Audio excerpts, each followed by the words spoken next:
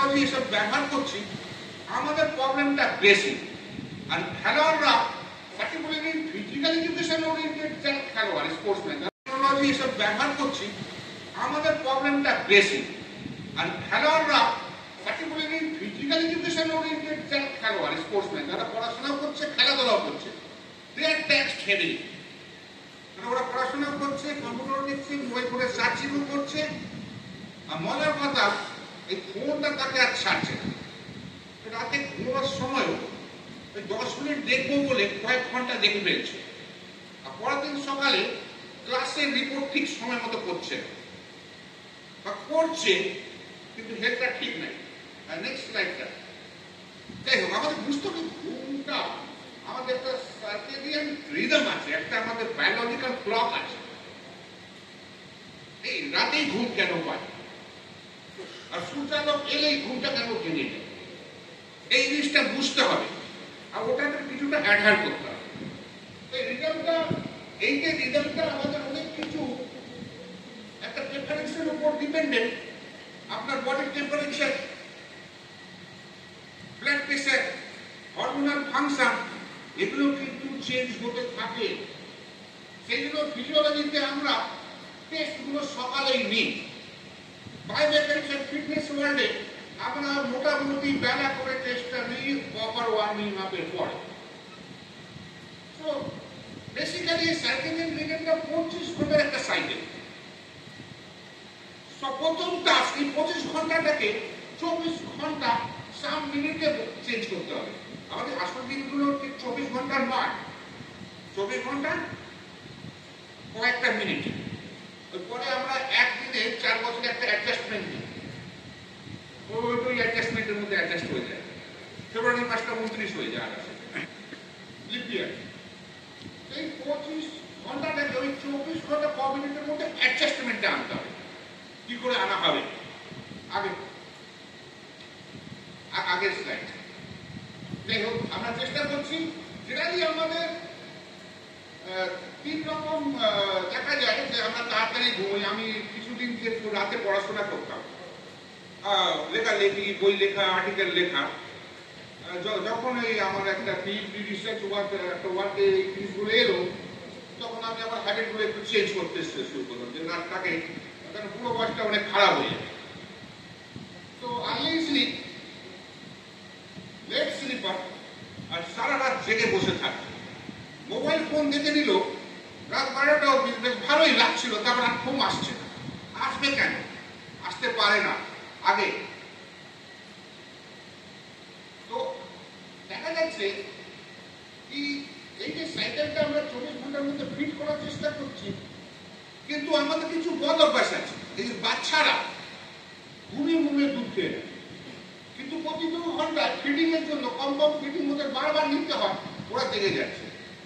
আবার আমাদের বৃদ্ধ বয়সে আমাদের ঘুমগুলো একটু নরম হয়, কেন হয় সেটা বলবো। আর আমাদের ঘুমটা এতই পাতলা হয়, মাঝে মধ্যে কোনো কারণে ঘুমটা ভেঙে যায়, আর আমরা ওই ঘুম আয় বাবা করতে থাকি, তখন আসে না, নিজের থেকেই চলে আসে একটা সময়। আর সকালে একটু ম্যাচ করছে, শরীরটা ভালো হচ্ছে না, পারফরমেন্স দিতে পারছি না, মেন্টাল ওয়ার্ক করতে ভালো লাগছে না, নিউজ পেপারটা পড়তে ভালো লাগছে না। যাই হোক, এইসব হয় আমাদের, এই রিদমটাকে আমাদের বুঝতে হবে। আর এই যে সূর্য উদয়ের সঙ্গে সূর্য সানসেটের সঙ্গে যুক্ত, এই একটা জেড ল্যাগ নিচে পেছনে লেখা আছে।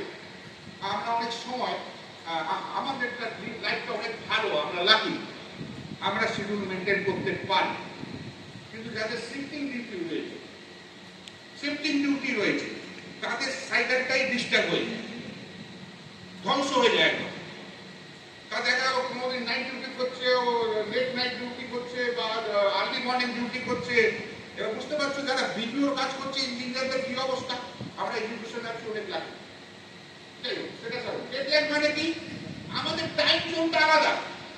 আপনি ট্রাভেলিং করছেন, আমি দিল্লি থেকে এখানে আসছি, আমার ঘন্টা খানেকের অন্তর হয়ে যাচ্ছে, আমার সার্কেডিয়ান রিদমটা ডিস্টার্ব। প্রথম দিন এখানে এসে ঘুমের একটা ডিস্টার্বেন্স ছিল, এখন ঘন্টা কেটে গেছে, তো কি করে কাটাবো সেটাও বলবো। আর তো এইবার মনে করুন আপনি 12 ঘন্টা সফর করে চলে গেলেন কোথাও, আর চলে যাওয়ার পরে দেখা গেল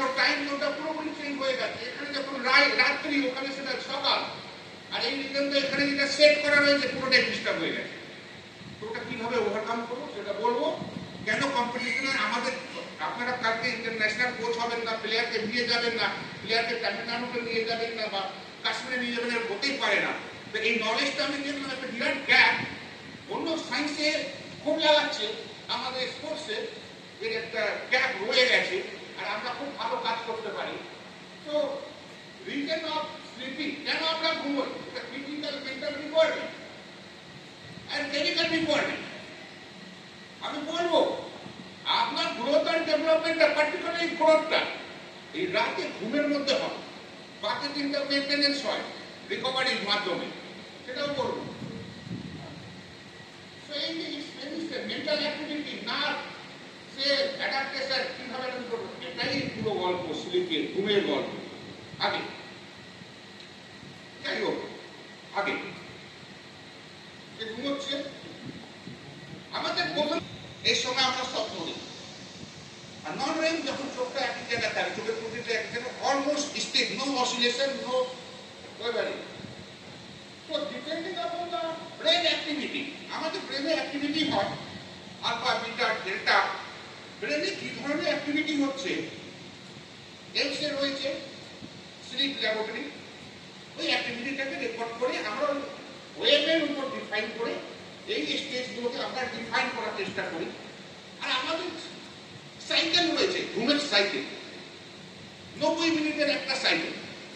একটা সাইকেল পুরো হবে, দ্বিতীয় সাইকেলটা বড় হবে, তৃতীয় সাইকেলটা আরো বড় হবে। আর যা বড় হচ্ছে তার ঘুমোটা গভীরতার দিকে বেরিয়ে যাচ্ছে। আর ভোর 4টের সময় যখন 90 মিনিট একটা সাইকেল চলছে, সেই সময় চোর আসে। চোর কখনো 12টার সময় আসে না। চোর আগেকার যুগে, ডাকাতের আগেকার যুগে রাত 4টের সময়, 3টের সময় আসতো। তার কারণ তারা এটা না পড়েও জানতো যে এবার জাগবে না লোকে, সিট কাটা যেতে পারে। তো এই 5টা থেকে 6টা একটা সাইকেল পুরো নাইটের স্লিপটা কমপ্লিট করে আগে থেকে। নেক্সট একটু তাড়াতাড়ি যাবো। তো স্টেজ 1 আপনার এটা 15 থেকে 30 মিনিট হয়। আপনি বিছানায় গেলেন, হার্ট রেটটা কমবে, নর্মাল হোমোস্টেসিসে আপনি আসবেন। আর এই সময় আপনার আলফা ওয়েভটা অ্যাক্টিভেট হবে, মানে প্যারাসিম্পাথেটিক ডমিনেন্সটা বাড়বে, শরীরটা স্থির হবে, কিন্তু জাগালেই উঠে যাবে। এই যে হার্ট রেটটা কমে আসছে আর নর্মাল রেটের দিকে এগিয়ে যাচ্ছে, এটা ফার্স্ট স্টেজ। তখন আপনি অল্প অল্প হিলছেন বা কেউ জায়গায় ওঠে সরে এইটা উঠে যাবে না। স্টেজ 2 এটা 8 ঘন্টার পরে, 20 থেকে 30 মিনিটের পরে আসে। এই সময় লোকে একটু বিড়বিড় করে, কাউকে গালাগালি দেওয়ার সে সময় দেয়।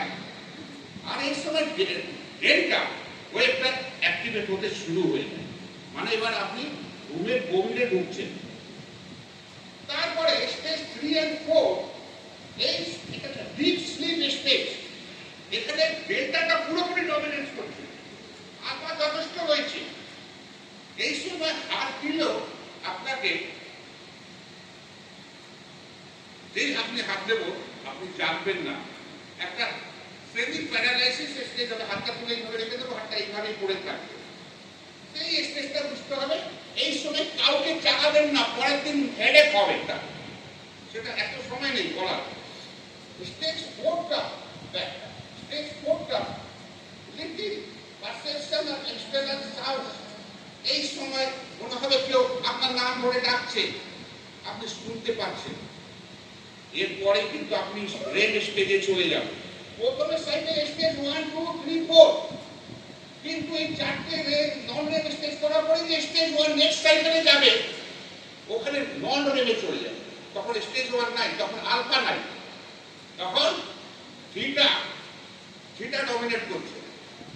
তখন ব্রেন অ্যাক্টিভিটি, যে দিনে এখন আমি কথা বলছি, চিন্তা করছি, আপনাকে দেখছি, স্যারকে দেখছি, আমার ব্রেনটা অনেক রকম ভাবে কাজ করছে, মাল্টিপল ভাবে। কিন্তু তখন কয়েক গুণ মাল্টিপল ভাবে কাজ করে। সেটা কি? স্বপ্ন দেখাটা কি?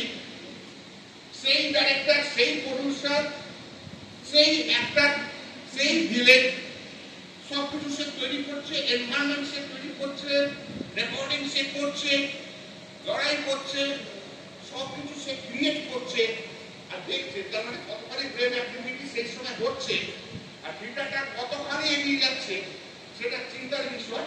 এই সময় আমরা স্বপ্ন দেখি, ঠিক সেই সময় যদি কাউকে জাগিয়ে দেওয়া হয় সে তার স্বপ্নের কথা কিছু বলতে পারে, কিন্তু দ্বিতীয় সাইকেল এসে গেলে প্রথম স্বপ্নটা সাবসিডাইজড হয়ে যায়। সেই জন্য ভোরের স্বপ্নটা কখনো কখনো মনে থাকে বা রাতে কখনো ওই স্বপ্ন অবস্থায় আপনার এই চলাফেরার অনেক রকম ব্যতিক্রম দেখা যায়। আগে চললাম, ছোট করছি এটাকে, ভালো লাগলে শুনবেন, নাহলে হাত তুলে দেবেন। ওকে, আগে চললাম, দেখলেন স্টেজে চলে এসেছি, খুব ইম্পর্টেন্ট 90 মিনিটের এই যে স্টেজটা, the final stage is the most important stage. Stage 3-4 A maximum repairing work, এই যে আপনার রোগ, আর যদি স্টেজ 3 and 4 না থাকে, ঠিক মতো যদি না হয়, আপনার chronic disease, liver failure, kidney failure, mental disorder এইগুলো দেখা যেতে পারে। আর এই জন্য বুড়ো বয়সে হেলথের প্রবলেমগুলো খুব বেশি হয়ে যায়, আমরা রিকভার করতে পারি না স্টেজ 3-4। কিন্তু রেল স্টেজ, স্বপ্ন দেখার স্টেজ, খুব ইম্পর্টেন্ট, সেই ব্যাপারে কথা বলবো। অ্যান্ড প্যারালাইজ হয়ে গেছে কমপ্লিট একটা মানুষ, যে স্বপ্ন দেখছে, এই যে সাইকেলটা একটা লাস্ট স্টেজে আসছে 4 স্টেজের পরে, আর এই যে স্টেজটা লংগেস্ট ডিউরেশন, আর যত লম্বা হবে, যত রাত হবে, সাইকেল যত যাবে, এই স্টেজটা বড় হতে থাকবে। হ্যাঁ, এটা পজিটিভ এজ সিম্পটমস। আগে করে কেন যেটা ইম্পর্টেন্ট, আমি আমার ঘুমটা কি করে ভালো করবো, আমি স্লিপ ডিসঅর্ডারের মধ্যে যেতে চাইছি না, আমি এটাকে এসকেপ করবো।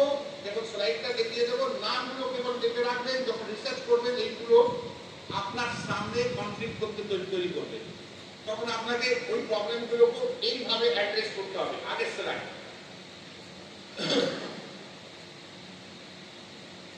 তো এগুলো আমি একটুখানি অ্যাভয়েড করছি, লেকচারটাকে একটা বোঝার জায়গা রাখার জন্য, একটু বেশি হয়ে যাবে।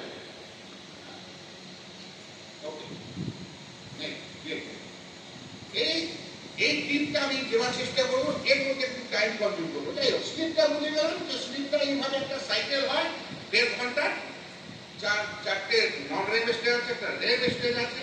এই সাইকেলটা বারবার রিপিট হতে থাকে, যেটা প্রথমে স্টেজ 1 ছিল, পরে সাইকেলের আর দ্বিতীয় সাইকেলের মধ্যে কিন্তু ওটা রেল স্টেজ হয়ে যায়। আর যেটা খুব ইম্পর্টেন্ট, রেল স্টেজটা যত বড় হবে তত হেলথের জন্য ভালো। Stage 3-4 also important. এই যে বাচ্চারা যাদের বয়স 13 থেকে 20, এই যে গ্রোয়িং চাইল্ড, যাদের গ্রোথ ব্যাপারটা বেশি, এই যে অ্যানাবলিজম, এই জিনিসটা, এই যে আপনার ইনজুরিজ হয়েছে, অ্যাক্সিডেন্ট হয়েছে, তার মানে আপনার অ্যাথলিটের অ্যাক্সিডেন্ট করে তার ঘুমটা ভালো হওয়া দরকার, তাহলে রিকভারিটা ফাস্টার হবে। আমি খুব কম রিসার্চ স্পোর্টস সায়েন্সে দেখতে পাই যে ভালো রিকভারির জন্য ঘুমটাকে এমফাসাইজ করা হচ্ছে। ডাক্তাররা বলে রেস্ট নিন, একটা কথা বলে অসুস্থ হলে রেস্ট নিন, ইনজুরি হলে রেস্ট নিন, কিন্তু ঘুমটা কত ইম্পর্টেন্ট সেটা আমি এখানে research. So sleep is a food of the brain. Get enough of it, get it when you need it. Even mild sleepiness can hurt your performance. From taking a school exam, playing sports, or video game, whatever you are doing today. Lack of sleep can make you look bad, feel depressed, poor personality, down. আপনার অ্যাটিটিউডটা ভালো না, আপনি irritating ভাবে কথাবার্তা বলবেন লোকের সাথে, যেভাবে আপনি আশা করেন না যে আপনি এরকম ব্যবহার করবেন। তো একটা ভালো ঘুমের দরকার আছে। কতটা ঘুম? স্ট্যাটিস্টিক্যালি দেখা যাচ্ছে 7 ঘন্টা 45 মিনিট ঘুম অ্যাভারেজ, কিন্তু এমন লোক পাবেন যে 4 থেকে 6 ঘন্টা ঘুমায় এবং সে 18 ঘন্টা কাজ করে, তারপর 4-5 ঘন্টা খুব অ্যাক্টিভলি কাজ করে। তো ঘুমটা একটু মডুলার ইন নেচার। যাদের ঘুমটা লম্বা কিন্তু ডেপটা কম, REM stage 9 almost, stage 3 end stage 4 যেটা কম করে 25 থেকে 30 মিনিট থাকার কথা, সেটা রিডিউস হয়ে 10 মিনিটের জায়গায় চলে এসেছে। তো ঘুমটা তাদের পাতলা, ঘুমটার পেটে যেতে পারে না, তারাই অসুস্থ হয়, তাদের পারফরমেন্স স্পোর্টসে ইমপ্রুভ করা মুশকিল। স্ট্রেংথ এন্ড পাওয়ার গেমে তারা চলতে পারে না, কোঅর্ডিনেটিভ ব্যালেন্স গেমে তারা অনেক কমজোর থাকবে। আমি মনে হয় ব্যাপারটা বলতে পারি। সেই জন্য ঘুমটা মডুলার। যদি আপনি গ্রোয়িং চিলড্রেন বা অ্যাক্টিভ স্পোর্টস পারসন, তো আপনাকে 8 ঘন্টা প্লাস ঘুমোতে হবে। 7:45 is the average time. So go for one standard deviation up 8 hours 30 minutes. No compromise with this duration. Sometimes you sleep more and you think I have taken enough sleep. No, brain has not worked accordingly. If the depth of the sleep, the REM stage is not achieved, if the stage 3 and 4 is not optimum. Now what to do then? What to do then? Then you will get back to that.